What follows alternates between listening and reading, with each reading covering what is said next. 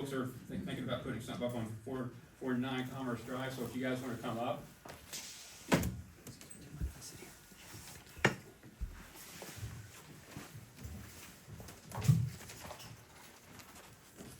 I did. Good evening, Julie Von Stapleton from the law firm of Eastburn and Gray here tonight on behalf of the applicant 994 Commerce Drive. I did provide some PDFs to the township. I don't know if you want to display them. We also have boards, whatever's easiest. Are you going to start with the sketch plan or the rendering? I was going to start with the information on the company information first. Okay, so we got the handouts and Michelle. Yeah, I didn't Whatever's save that easiest. one because I didn't think you were going to post that. That's fine, that's not a problem at all, we have a board here. So again, Julie Von Stapleton from the law firm of Eastburn Gray here tonight on behalf of the applicant and owner of 994 Commerce Drive, which is 994 Commerce Drive LLC.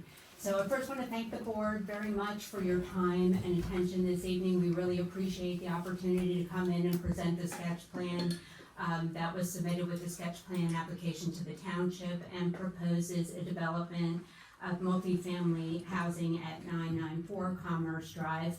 Since the time of our submission, we did have some very productive and helpful discussions with township staff and consultants regarding this project and certain zoning issues. And then we presented to the planning commission last month, and the planning commission gave us very helpful comments and suggestions, which we are going to incorporate into the plans as we move the project forward. So with that very brief overview, I'm going to turn it over to Logan Kramer. He is the president of the company that is developing the property, and he's going to provide an overview of the company because they have not yet developed within the township, and I wanted him to introduce himself and the company. Logan? Thank you for everyone's time tonight. My name is Logan Kramer, CEO and founder of Design for Development. I grew up, was born actually in Pottstown Hospital, grew up in Exeter Township, lived in Philly for the past 15 years. My company, Design for Development, we built over 600 units to date. We built a ton of high quality multifamily in Philadelphia. We also built a ton of projects in Montgomery County and Bucks County. In total, we've got about 200 units currently under construction. In terms of what we've done as like our most notable project, we're working on a project called the Hawthorne. It's located right by St. Joe's University. Palace Builders, which is a very large general contractor that actually helped build the Lincoln Financial Field. They've built tons and tons of multifamily in Philadelphia as well as parts of Montgomery County and Bucks. They're located out of Aston, PA. Got a very great relationship with Jack and Andy at Palace Builders. And Core Design Architecture, who's our architect for this site. They'll also be the architect for 994 Commerce. They've done the Hawthorne. This project will be called the Juniper. It'll be like a green themed building, so we're going to be really taking a lot of nature amenities and incorporating that both on the amenities of our site on the exterior, but also inside the units and kind of throughout the interior design of the buildings. So we're very passionate about the communities we develop in. So for instance, for Winfield, next to our project we did there, we put in a community basketball court and a mural for the children in the neighborhood. We partner with them and do a community day once every year. We host also numerous block cleanups throughout the neighborhoods that we're in North Philadelphia and West Philadelphia. We also host a community unity day at the elementary school where we donate a ton of book bags for the children there.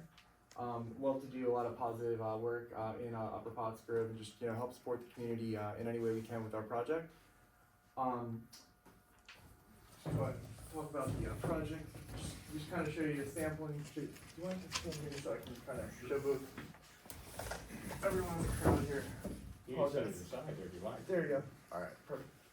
So yeah, here's some examples of our previous projects. So this is the Hawthorne, which I was telling you that Jack and Andy of Palace Builders, same GC we'll be using here, same architect here as well.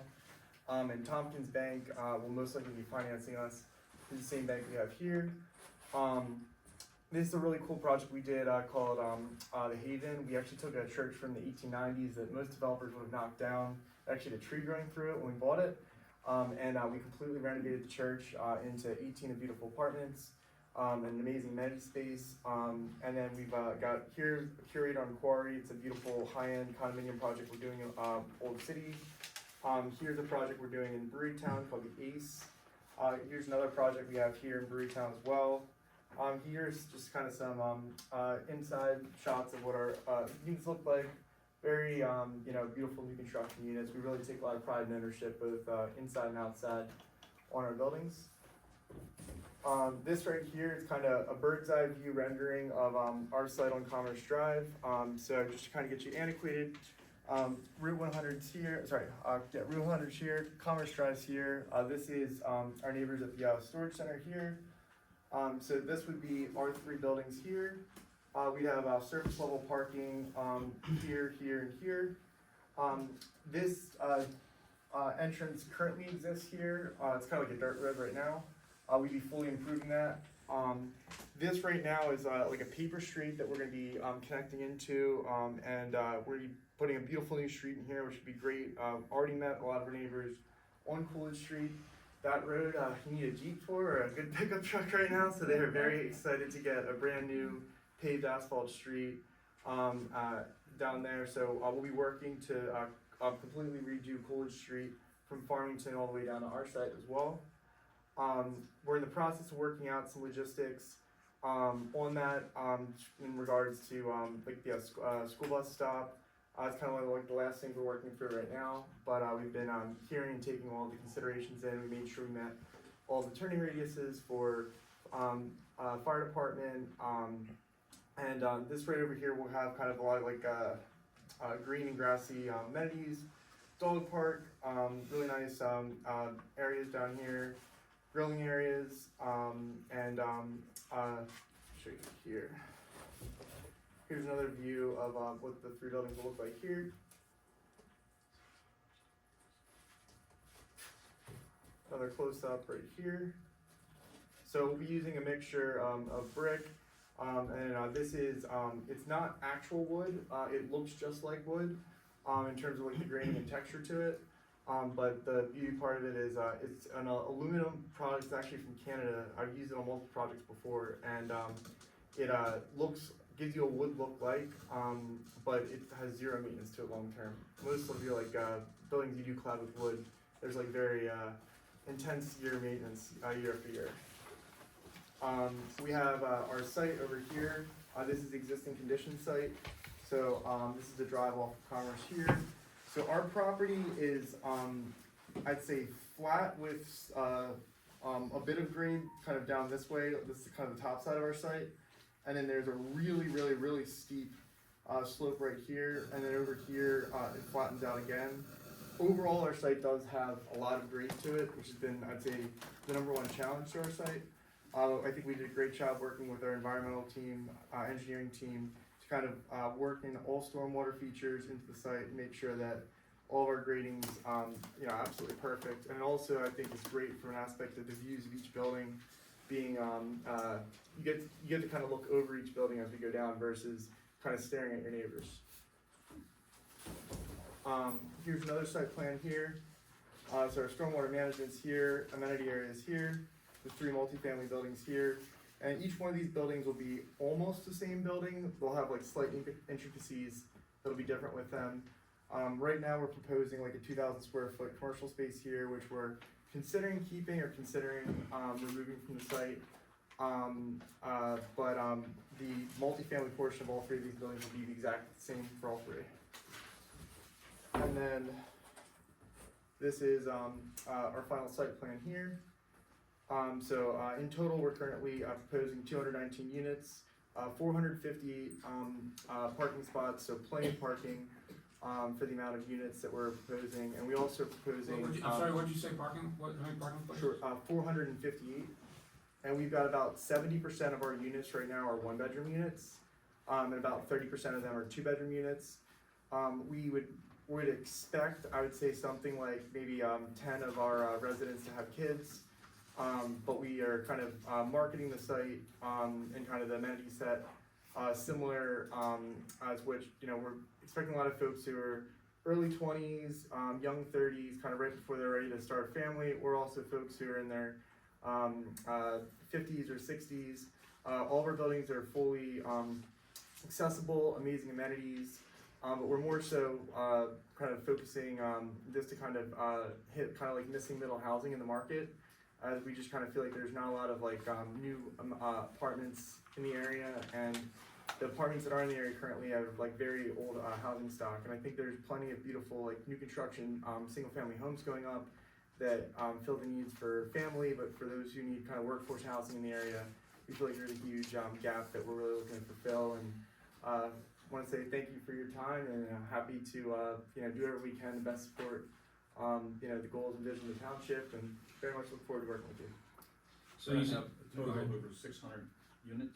219. No, 219 units. No, 458 parking spots. Apartments, okay. Yes. No, we have 458 parking spots, 219 units, And there'll be two access, one off of Farmington, and one off of Commerce. Yeah. one off of Farmers. Yeah, it'll be Coolidge down here that'll connect, and then Farmington will be right over here.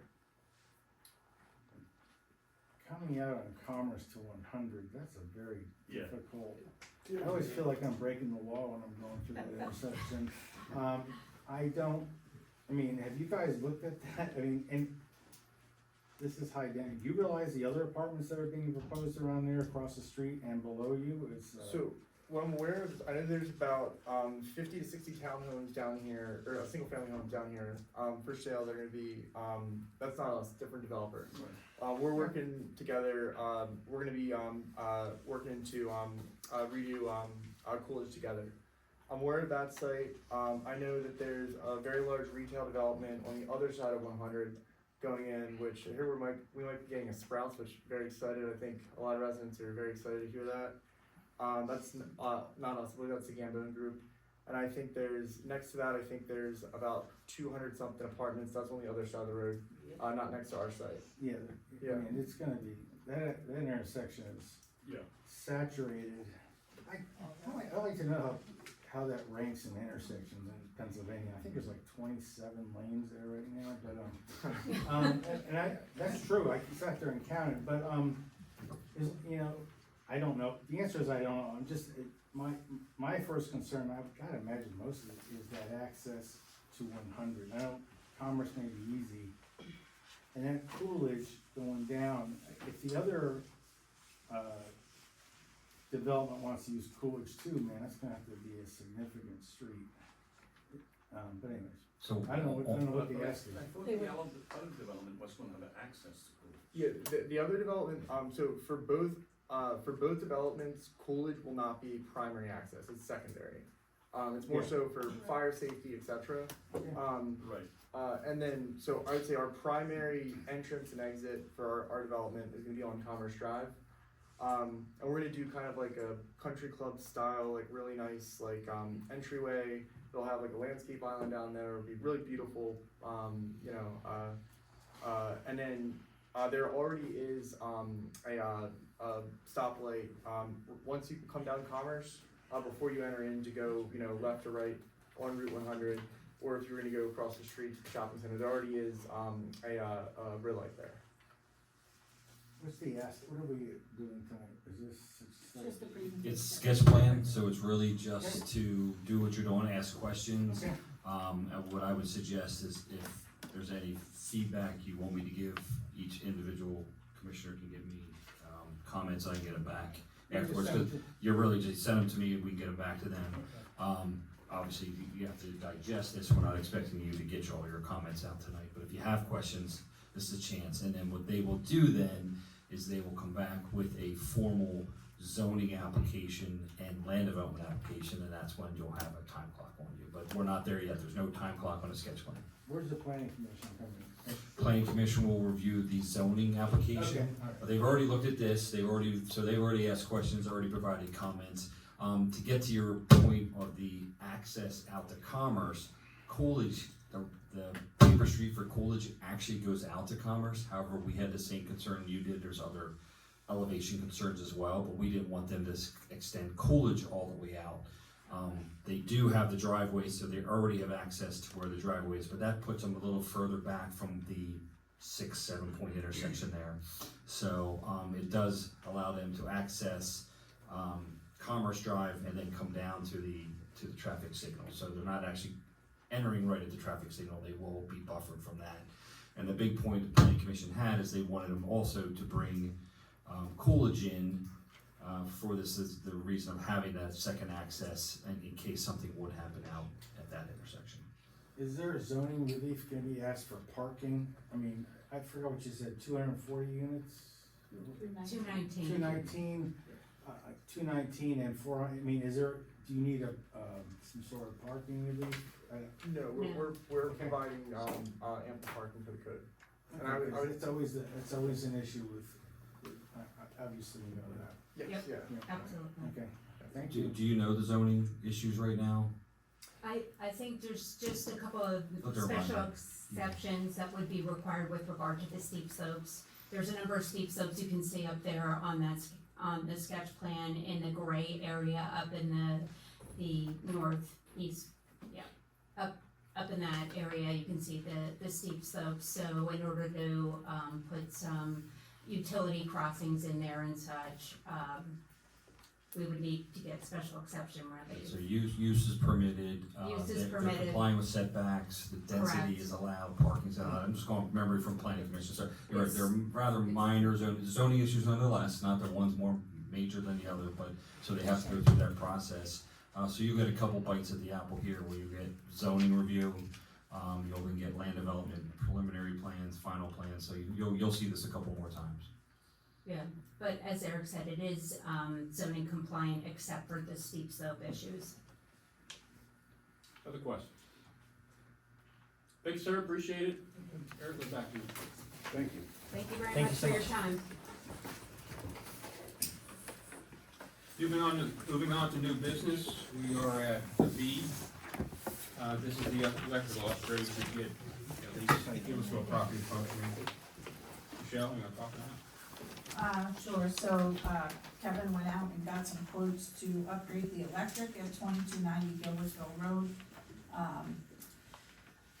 For number one, use would be a construction trailer for the building of the new municipal complex, and then, there still needs to be discussion further as to what to do there in the future. So, the lowest quote received was from Davidson Keen, and it's $8,500. that? I need a motion on that. I'll make the motion to approve that contract. Is there a second? I'll second it. Further discussion? Just to let you know that it is for the construction trailer, so we don't have to put in the bids, in the bid package, construction trailers. And we were told that would be roughly a $25,000 savings, give or take, so. And it also put it in a good position to how it's gonna be used in the future. Yeah, City and Center. I'm real suspect of that service in that house. I mean, it does operate the sub pump, but it's just a good idea to get it going. That's not a bad price. Sorry, Kathy. No, I'm confused, are we rewiring the house? No, we're just putting we're gonna upgrade the service to 200 amps. I don't know what it's at now, it could be 60 or 100, but it's in poor shape. It's in the basement. We're moving it out of the basement. And we're running a couple circuits to windows for air conditioners, so they can use it as a construction trailer. And the most important part is gonna be a 100 amp service outside that they can tie into, so I guess that even saves us from tying to the lines for temporary service. I'm not sure how that works, maybe you can ask Greg after the meeting, but I'm assuming they would have to get electricity somewhere.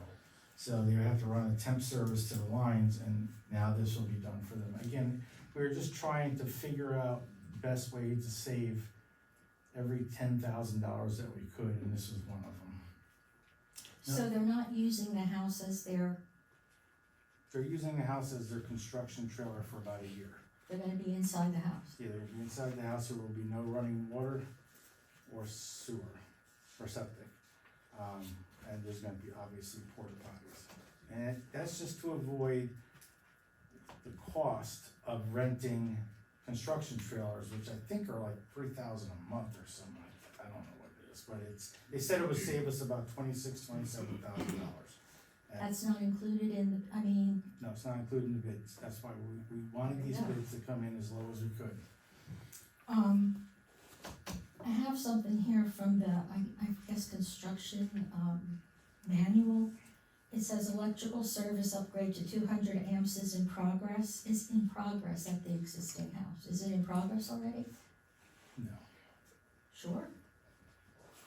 Okay, well, I just wanted to ask. I don't think any work's been done No, over no there. work has been done. But- Yeah. This service that would be done to this house, we're gonna use that, another future board will be utilizing that, Can you use the mic, The please? house, so. are we still talking about keeping the house? Oh, yeah. I was never a part of any of those discussions. Well, you I- weren't a part of any discussion. You No refused to kidding. go to them, okay? What do you mean? You refused to be involved in this project, and all of a sudden you're bitching about everything you missed. Okay, Doug. Please invite me to the table, yet you're When sitting was at I the table. invited? You know, This table, I was invited. don't start with already. me. You refuse to be part of this project and you complain that you're not part of it, so please. Okay? Okay, I disagree with that. Of course you disagree. Okay, all right.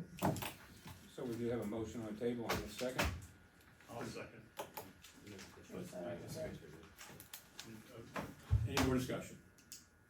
All in favor, say aye. Aye. Against? Nay, there you go. Now your handlers are happy. Dave, were you a nay? Yes.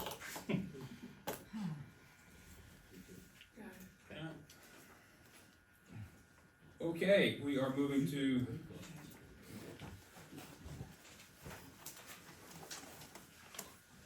new business C. This is the cameras for the firehouse. Yeah. A little bit more.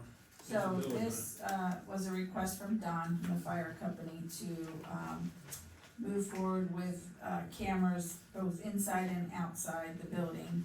So the total would be $5,955.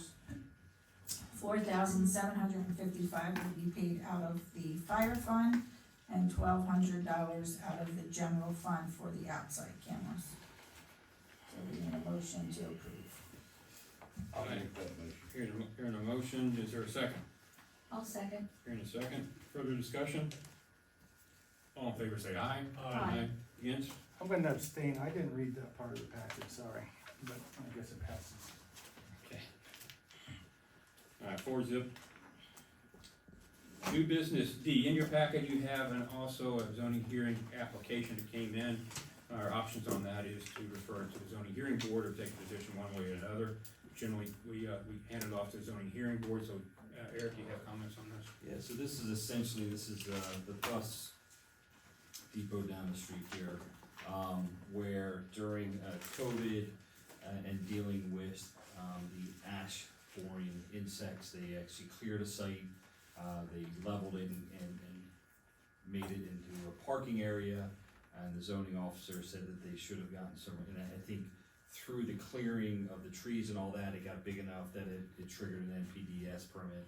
So they're going through that permitting process. As part of that, the zoning officer said that they needed relief to utilize this as a parking area, and some of it relates to buffering to the next door neighbor's properties, putting in parking bumpers, all things that I think the zoning hearing board is well versed into reviewing themselves.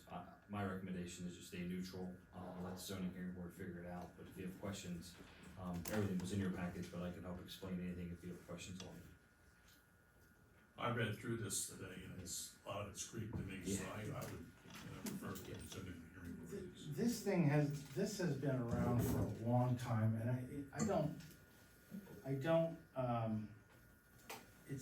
it certainly wasn't done right in the beginning. But I would love to see this item cleared and just get it done, whatever need to do over there,